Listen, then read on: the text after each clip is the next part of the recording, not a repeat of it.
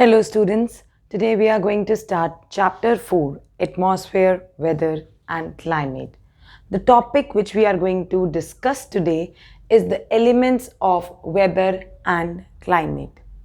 There are four elements of weather and climate: temperature, your pressure, air pressure, wind and rainfall. First we are going to discuss about the temperature. Okay, the degree of hotness and coldness of the air is termed as temperature. How much hotness, how much coldness is there of the air is known as your temperature. The main source of heat and light is the sun. The earth receives the sun's energy in form of incoming solar's radiation.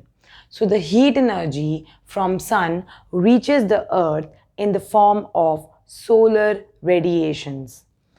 The sun itself has temperature about 6000 degrees Celsius, but earth receives only some part of that energy, that sun's energy. But if I talk about sun's surface area, then its surface temperature is 6000 degrees Celsius. But as earth is situated at a distance of 150 million kilometers from the sun, only small amount of heat radiated from the sun reaches us, means reaches earth. This incoming solar radiation received by the earth is known as insolation. The incoming solar radiation that is received by the earth is known as insolation.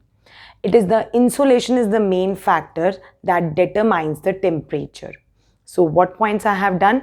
That hotness and coldness of air, that is termed as your temperature. Sun is the main source of heat and light energy. Okay, if I talk about the surface area of sun, then the surface temperature is 6000 degrees Celsius. But sun is at a distance from us, it is about 150 million kilometer. So only a small amount of sun's energy reaches to the earth's surface. The heat energy from sun reaches to the earth's surface in form of solar radiations, and this incoming solar radiations received by the earth is known as insolation. So this is the main factor that determines the temperature. In the 7th grade, we have discussed, means the 6th grade also, we have discussed about the heat zones of earth. You must have heard frigid zone, south temperate zone, torrid zone, both are torrid zone, north temperate zone, again the frigid zone. So this we have done that due to the shape of the earth, the sun rays are more or less in the tropics.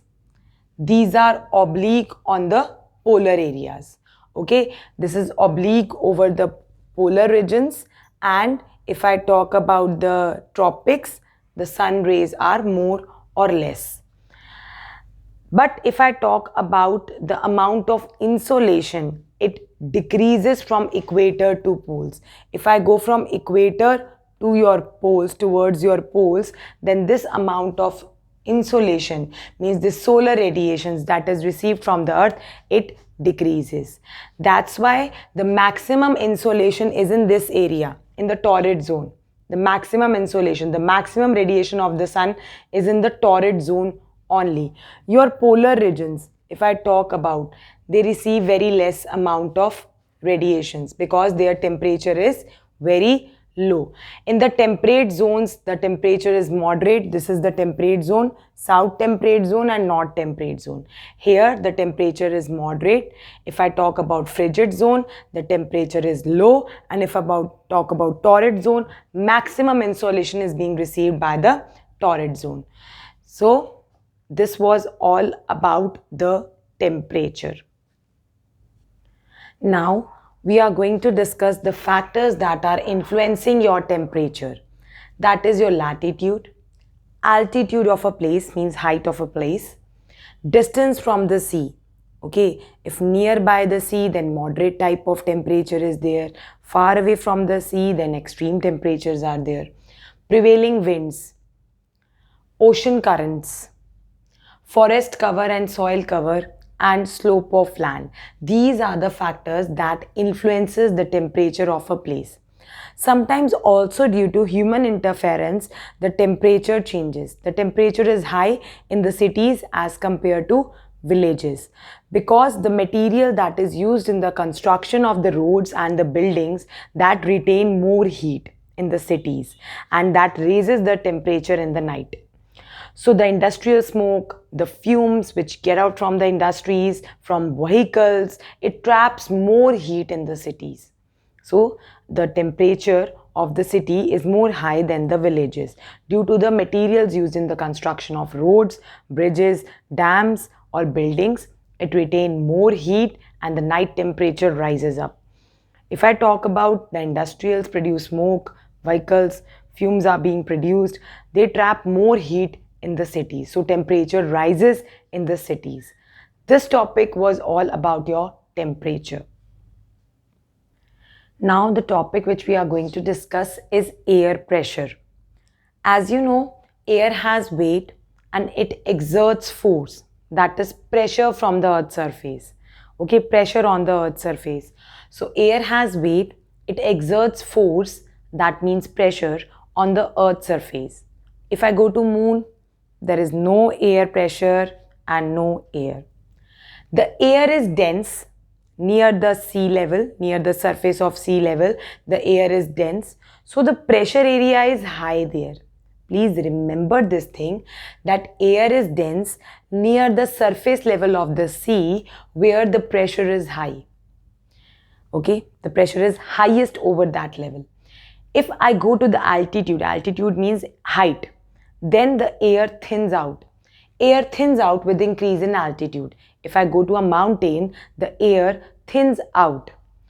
Pressure decreases with height. Altitude means height. If I am going to a height, the pressure keeps on decreasing with the height. If I talk about horizontally, the air pressure is directly related to or influenced by the temperature at a given place, means temperature of a air at a given place. So horizontally, the distribution of air pressure is influenced by the temperature of air at a given place. So if high temperature area is there, then the air warms up. In a high temperature area, the air warms up and the air becomes lighter. The warm air is lighter. Due to the expansion, because warm air is lighter, it expands. The warm air weighs less. That's why it weighs less and that's why it rises up. So I'm talking about in high pressure area, the air warms up. So a warm air is lighter and it rises up. So air warms up, it becomes lighter. When the air warms up, it becomes lighter and it expands. Due to the expansion, the warm air weighs less. The weight of warm air is less. It presses down on Earth's surface lesser than cool air. It presses down on Earth's surface but lesser as compared to cool air. So pressure exerted by warm air is less. So low pressure area is created due to warm air. Warm air rises up and cool air from the surrounding take its place. Warm air is lighter, so it rises up and the cool air from the surrounding take its place. Warm air rises, it produces cloud. As warm air rises up, it produces clouds. And low pressure areas bring rainfall or storms. In low pressure areas, usually rainfall or storm comes. Okay, this was about when the temperature is high. If I talk about vice versa of this, when the temperature is low, cooling of air contracts. Okay, when the temperature is low, cooling of air contracts. So here if I talk about in the low temperature area, the cool air contracts. When the cool air contracts, the air becomes heavier. When your air becomes heavier, it exerts more force. When the air is heavier, it sinks towards the Earth's surface, exerting more force. So the pressure area which is created, that is high.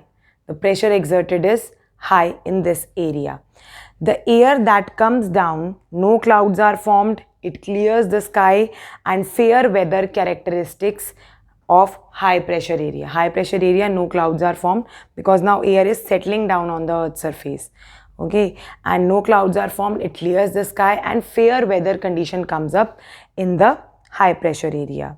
Therefore, broad belts of high and low pressure area that matches with your heat zones due to the rotation of the earth plays a major role in creating the pressure belts and rising and coming down of air that we are going to discuss in the next video, that is pressure belts. Thank you and have a nice day ahead.